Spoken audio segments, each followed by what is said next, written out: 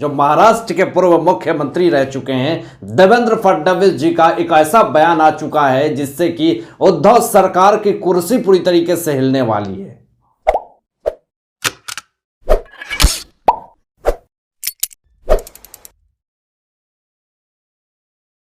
दोस्तों, हैदराबाद के सांसद ओवैसी की पार्टी को लेकर के जिस तरीके से गठबंधन बनाना चाहती है महाराष्ट्र सरकार में, शिवसेना सरकार में AIMIM पार्टी, ये अभी बहुत ही चर्चा में है ये पार्टी। और क्यों, आपको बताएंगे इस वीडियो में कि क्यों इस पार्टी को लेकर के पूरी तरीके से विवाद हो रही है और क्यों शिवसेना सांसद संजय राउत इस पे क्या बोलते हैं और इस पे क्या पलटवार करते हैं महाराष्ट्र के पूर्व मुख्यमंत्री देवेंद्र फडणवीस जी। आपको पहले बताते हैं। सबसे पहले आपको बता दें दोस्तों, इस पे उद्धव ठाकरे जो महाराष्ट्र के अभी वर्तमान में मुख्यमंत्री हैं, उन्होंने शिवसेना पूरे मंत्रियों को बैठा करके भी इस बात पे पूरी तरीके से चर्चा करी। अभी AIMIM पार्टी को लेकर के पूरी तरीके से विवाद खड़ी हो चुकी है महाराष्ट्र में और यहाँ पे बीजेपी पूरी तरीके से अब यहाँ पे नया जो खेल और नया जो बात कही है, इससे तो महाराष्ट्र सरकार की पूरी खिलखिली उड़ रही है, पूरी तरीके से कुर्सी हिलने वाली।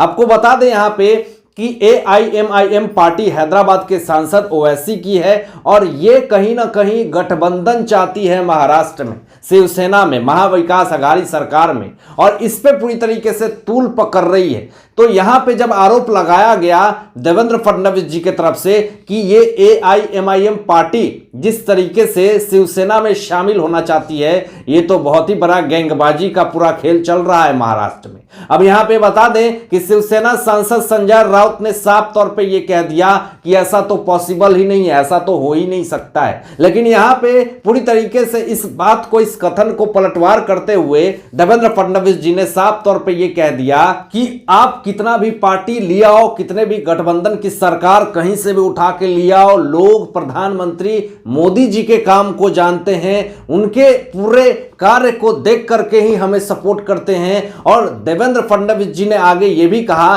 कि हम इतने ज्यादा अत्याचार को लेकर के, भ्रष्टाचार को लेकर के जिस तरीके से अपनी बात को रखते हैं और जिस तरीके से हम भ्रष्टाचार के लिए लड़ाई कर रहे हैं, तो इसको लेकर के जनता हम पे भरोसा करती है, विश्वास करती है और लोग हम पे भरोसा करते हैं, प्रधानमंत्री मोदी जी पे भरोसा करते हैं और बीजेपी का भरोसा इसी से कायम है। आप कितने भी पार्टी के साथ गठबंधन कर लीजिए, कोई फर्क नहीं पड़ता, जब भी चुनाव होगा बीजेपी की सरकार ही आएगी। अब यहां पे आपको बता दें कि महाराष्ट्र के मुख्यमंत्री उद्धव ठाकरे एक समारोह में शिवसेना को ये साफ तौर पे ये कहते हैं कि ये जो AIMIM पार्टी है जो हमारे साथ गठबंधन करना चाहती है, पहले ये साबित करे कि ये बीजेपी की पूरी तरीके से इसकी गठबंधन नहीं है। और उन्होंने आरोप लगाया कि ये MIM पार्टी जो है वो बी टाउन है, यानी पूरी तरीके से भाजपा की पूरी तरीके से एक नया खेला हुआ साजिश है। ये साफ तौर पे आरोप लगाते हुए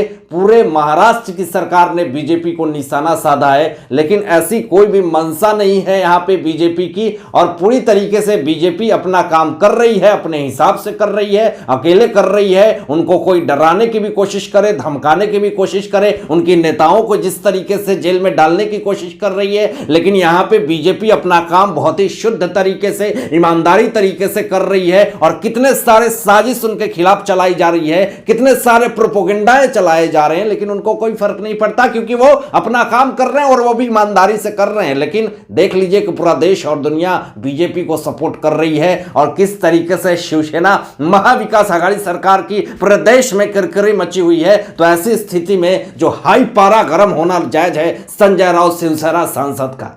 आगे बता दूं दोस्तों कि यहां पे देवेंद्र फडणवीस जी ने साफ तौर पे कह दिया है कि यह सब खेल है और यह खेल जो है वो एक साथ खेली जा रही है। आपको आगे बता दें कि शिवसेना के ऊपर पूरी तरीके से निशाना साधते हुए यह कहा कि MIM के सांसद इम्तियाज जलील जिस तरीके से महाविकास आघाड़ी सरकार के साथ गठबंधन बनाने की तत्परता जिस तरीके से उन्होंने दिखाई है, तो इस पे साफ तौर पे निशाना साधते हुए देवेंद्र फडणवीस जी ने यह कहा कि पूरी तरीके से यहां पर राजनीतिक पूरी तरीके से खेली जा रही है। और साफ तौर पे यह कहा कि आप कितने भी बड़े बड़े गुटबाजों से आप गठबंधन कर लीजिए, आपकी सरकार जो है वो दोबारा आने वाली नहीं है, क्योंकि सारे भ्रष्टाचारी नेता अब एक्सपोज हो रहे हैं। अब भगवत गीता के पाठ्यक्रम पे लेकर के पूरी तरीके से महाराष्ट्र में, मुंबई में पूरी तरीके से राजनीति शुरू हो गई है। लेकिन आपको बताएं कि इस विषय में पूरा मामला क्या है। यहाँ पे बीजेपी ने पूरी तरीके से आवाज उठा करके रख दी है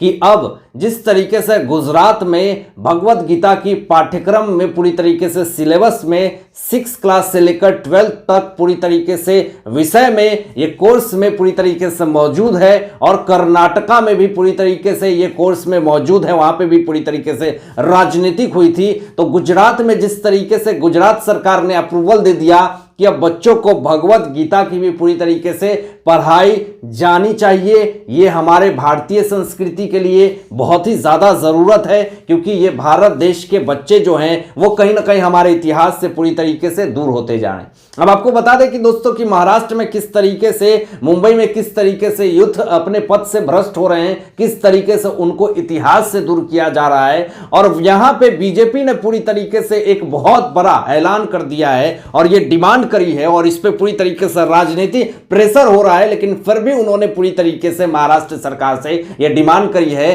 कि महाराष्ट्र में, मुंबई में भगवत गीता को पाठ्यक्रम में, सब्जेक्ट में, स्कूल में पढ़ाया जाए, जिससे कि बच्चे कहीं ना कहीं अपने पथ पे, सही राह पे चल सकें। आपको बता दें कि इसके पहले भी बीजेपी ने पूरी तरीके से कोशिश करी थी कि मुंबई में, महाराष्ट्र में भगवत गीता को पढ़ाया जाए स्कूल में, लेकिन यहां पे शिवसेना की तरफ से राजनीति हो गई थी, जिस कारण से भगवत गीता को अप्रूवल नहीं मिला। लेकिन फिर से एक बार यह विवाद पूरी तरीके से तंज कस चुका है, और यहां पे बीजेपी अपना पूरी तरीके से एकजुट होकर के इस बात को पूरी तरीके से आगे बढ़ा रही है, ताकि महाराष्ट्र सरकार इस कोर्स को कहीं ना कहीं स्कूल में पढ़ाई जाए और बच्चे का राह जो है वो सफल हो, और अपने जीवन में पॉजिटिव होकर के, एकाग्र होकर के अपने जीवन में कुछ बड़ा कर सकें। दोस्तों, आप देख रहे हैं कि किस तरीके से महाराष्ट्र में इतनी तेजी से भ्रष्टाचार और अत्याचार बढ़ रहा है, किस तरीके से गैंगबाजी, गुटबाजी हो रही है, एक्सटॉर्शन हो रहा है, ड्रग्स के मामले पूरी तरीके से फैल रहे हैं।